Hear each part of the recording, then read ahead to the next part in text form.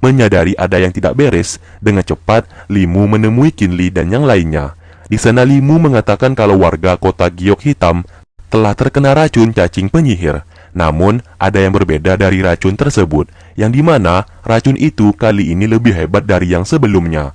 Dan hanya ada satu orang yang bisa melakukan hal tersebut, dan orang itu bernama Jiang Yan, leluhur dari kerajaan sekte penyihir hitam terdahulu yang saat ini telah tewas. Sesaat mereka mencurigai kalau semuanya ini ulah dari Yihao, karena seperti yang mereka ketahui, hanya Yihao yang berambisi untuk memiliki kekuatan penyihir hitam.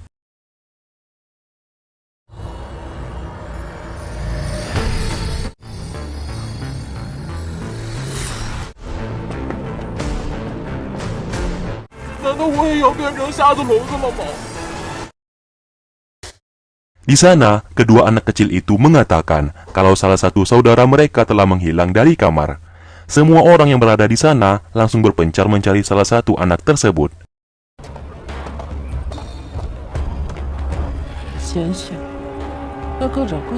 Terlihat, kedua anak itu pun juga keluar untuk mencari keberadaan saudara mereka. Saat sedang mencari, mereka justru dihadang oleh Ting Yu. Mereka yang ketakutan mencoba untuk kabur dari sana. Namun apesnya, Soyang juga mengepung mereka berdua.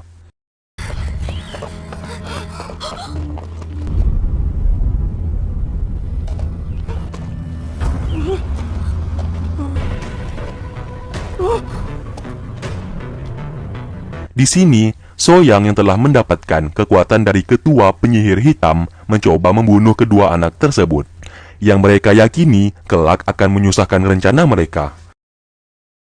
Terlihat, sisir milik Soyang tak sengaja terjatuh di sana, dan ia pun tak menyadarinya. Ting Yu yang saat ini telah dirasuki jiwa Sin Er dengan tega membunuh kedua anak tersebut hingga tewas.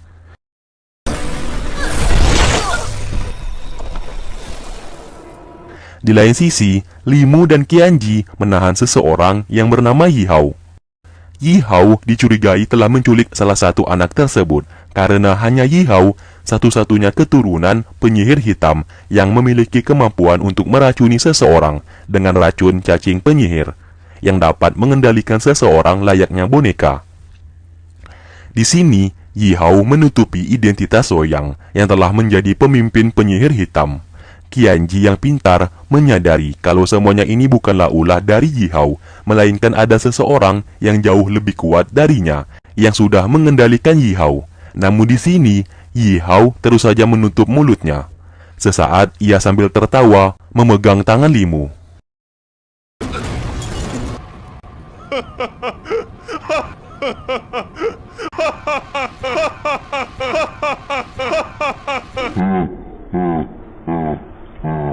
Qinli dan Yuxi menemukan anak yang hilang tersebut, namun mereka terkejut melihat anak itu telah terkena racun cacing penyihir yang telah memegang tangan Yuxi. Hal tersebut membuat Yuxi juga ikut terjangkit racun cacing penyihir. Namun anehnya, Qinli tiba-tiba merasakan sakit di kepalanya, dan seketika ia melihat dirinya sendiri yang disegel oleh 4 orang, dan salah satu orang tersebut adalah Limu. Yuxi yang terkena racun cacing penyihir juga mengeluarkan aura hijau yang membuat langit menjadi gelap.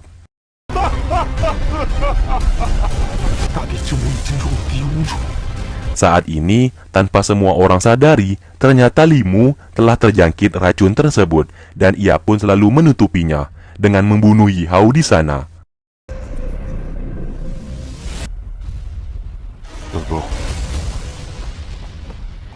Dan Culi tak sengaja menemukan sebuah sepatu milik salah satu anak yang mereka cari, dan di sana juga terdapat sisir. Sesaat, Si teringat kalau sisir itu merupakan miliknya yang ia berikan kepada Soyang.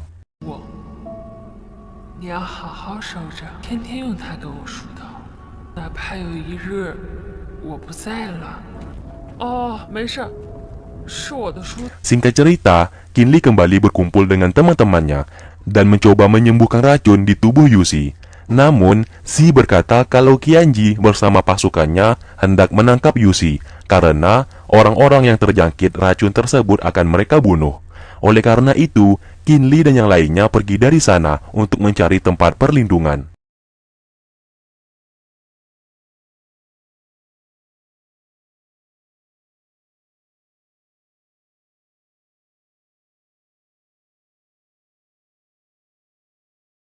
Karena tak menemukan keberadaan Yusi, mereka pun berpencar untuk mencari. Terlihat, Limu kembali merasakan sakit akibat racun tersebut, dan Si tak sengaja melihat itu. Setelah itu, Si bertemu dengan Qianji. Ia pun menyegelnya di sana. Hal itu ia lakukan untuk mengulur waktu, agar Qianji tidak berhasil menemukan Yusi. 关上门，研究的都是那些就是专门对付他夫人的。他用上这个，就跑不了。我早晚要杀了你。打是亲，骂是爱，杀是救急。 Limu yang mengunci diri di kamar akhirnya tak bisa menahan racun tersebut, dan pada akhirnya racun cacing penyihir telah merasuki tubuhnya yang membuat hatinya menjadi jahat.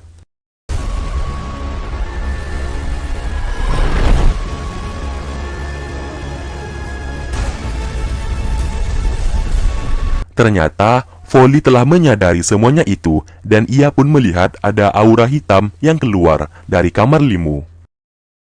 Singkatnya, Qin Li mengajak Yusi untuk menikah dengannya setelah semua masalah ini selesai, dan ia ingin Yusi menerima lamarannya tersebut. Dari kejauhan, Ting Yu yang sudah dirasuki oleh Xin Er merasa cemburu melihat kedekatan mereka berdua.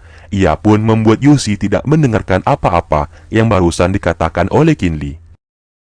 Sesaat, racun cacing penyihir sudah mulai menyebar ke seluruh tubuh Yusi, dan racun tersebut dapat mematikan syaraf indera di tubuh.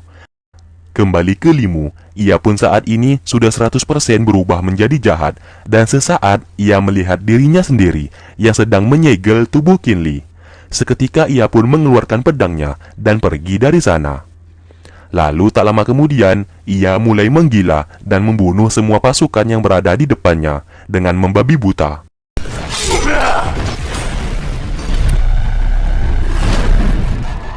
Folly dengan cepat membekukan tubuh Limu agar tidak melakukan tindak kejahatan lagi.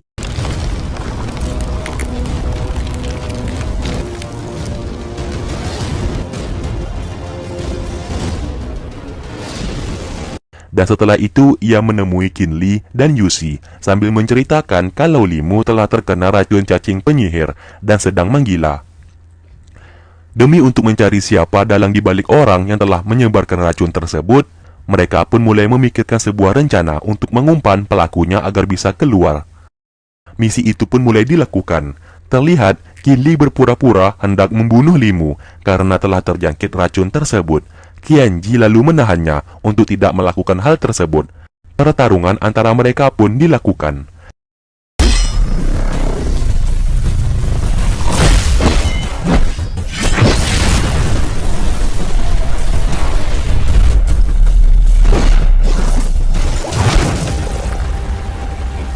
Saat sedang bertarung, Qin Li dipukul hingga terpental.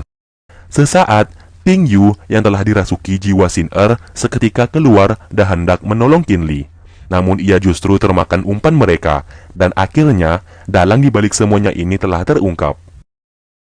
Di sana sebuah fakta mengejutkan mulai terkuak, kalau ternyata Ting Yu dan Xin Er adalah orang yang sama. Qin Li lalu menceritakan masa lalu yang sedikit ia ingat, kalau waktu dulu saat ia menjadi dewa petir, ia telah menyegel Xin Er dengan 12 pilar batu spiritual agar tidak mengikutinya. Dan Ting Yu, orang yang mereka lihat selama ini, merupakan jiwa dari Xin Er.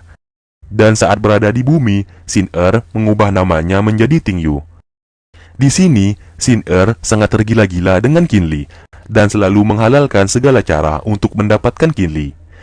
Qin Li menyadari itu karena 12 pilar batu miliknya yang hilang hanya bisa dicuri oleh Xin Er. Xin Er sesaat berkata kalau apa yang dialami Qin Li juga sama seperti dirinya, dan Qin Li adalah Gong Muli. Misinya saat ini mencari 4 senjata spiritual milik Qin Li. Apabila keempat senjata spiritual itu berhasil dikumpulkan, maka ingatan Qin Li bisa 100% kembali, dan Qin Li bisa berubah menjadi dewa kembali. Ia melakukan semuanya ini demi Qin Li. Namun ia merasa Qin Li sudah mengabaikannya dan lebih memilih Yusi. Ia pun menjadi marah dan langsung menyerang mereka semua. 我出不了手啊！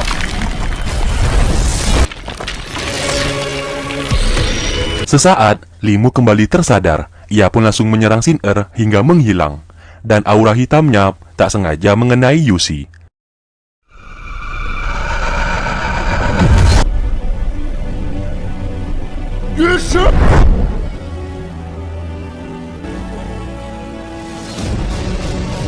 Hal tersebut membuat Qin Li langsung membantunya karena Yusi seketika menjadi lemah.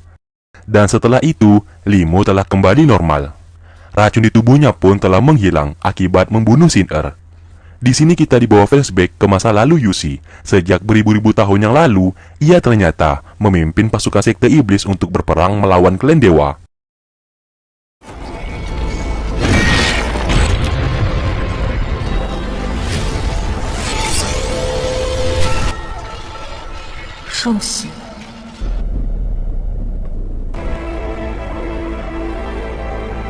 Dan setelah itu, cincinnya kembali memperlihatkan masa lalu dirinya bersama Qin Li. Terlihat, Qin Li yang merupakan Gong Muli bertemu dengan Yusi yang bergelar Ibu Pertiwi yang bernama Wu Chun. Di sana Yusi atau Wu Chun membantu Qin Li atau Gong Muli membuat sebuah pedang spiritual.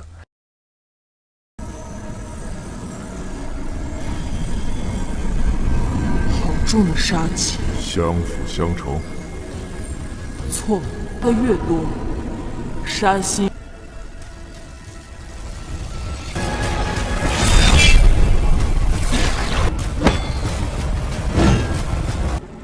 你才能用心中的力气来驾驭它。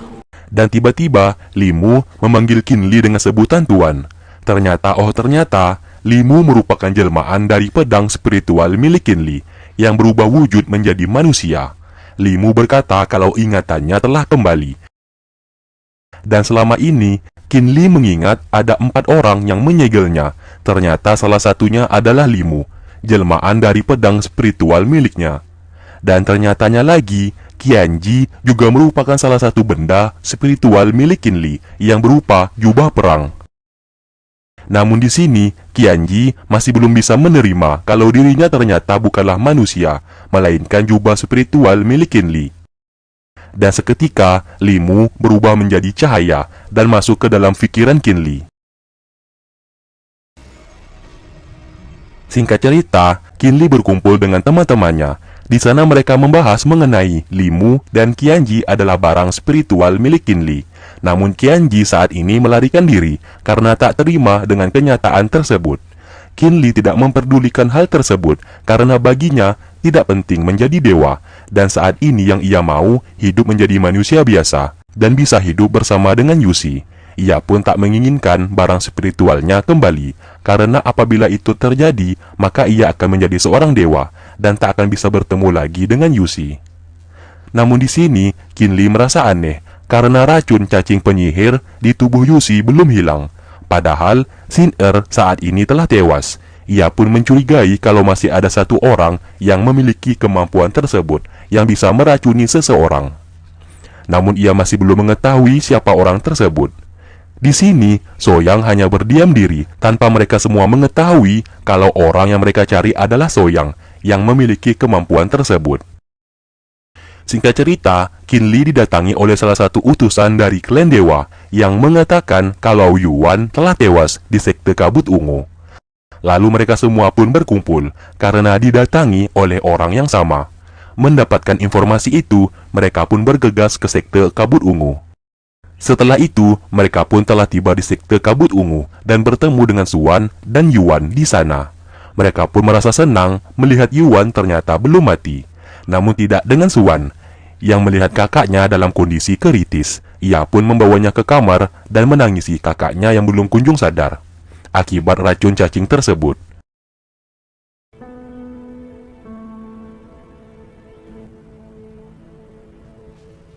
Di lain tempat, Dewa Tianqi yang merupakan teman dari kakek Qin Li ini merencanakan sebuah misi untuk membunuh semua orang-orang yang dekat dengan Qin Li. ia pun mengutus pasukan pembunuh emas yang merupakan pasukan yang dimiliki oleh klan dewa. Di sini belum diceritakan kenapa Tian Qi ingin melakukan hal tersebut. 花老祖放心，我保证，他们还没来。 Pasukan pembunuh emas akhirnya tiba di sana. Mereka sangat terkejut karena ada pasukan dewa yang datang. Belum sempat menanyakan kedatangan mereka, tiba-tiba pasukan pembunuh emas menyerang mereka begitu saja.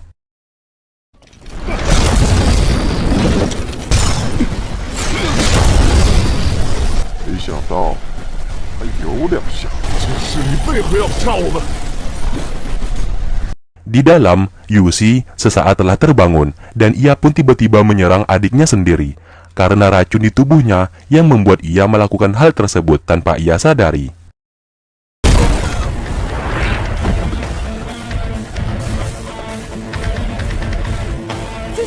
Ternyata alasan Dewa Tian Qi menyerang Qin Li dan teman-temannya, ia ingin mengetes kekuatan mereka semua.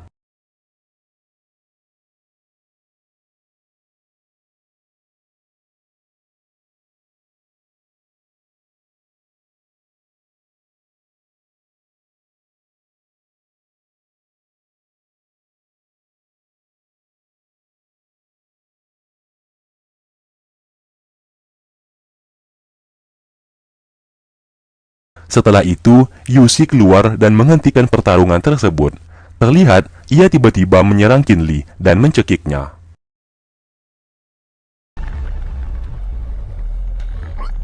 Masing-masing dari mereka sibuk bertarung dengan pasukan pembunuh emas. Tanpa mereka sadari, ternyata Yuan telah terbunuh akibat ditusuk bagian tubuhnya untuk melindungi Xuan.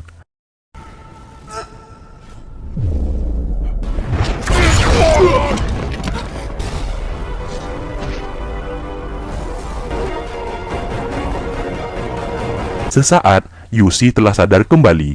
Ia pun balik menyerang pasukan musuh dan membuat pasukan pembunuh emas mundur dari sana.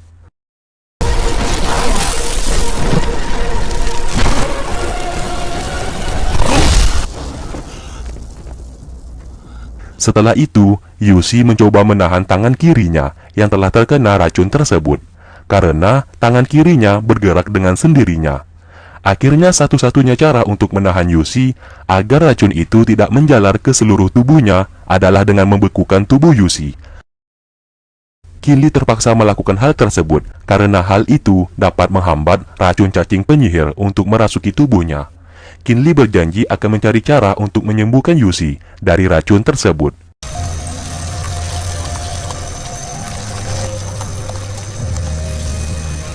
Yuan yang sekarat akhirnya menghembuskan nafas terakhirnya dan tewas di sana.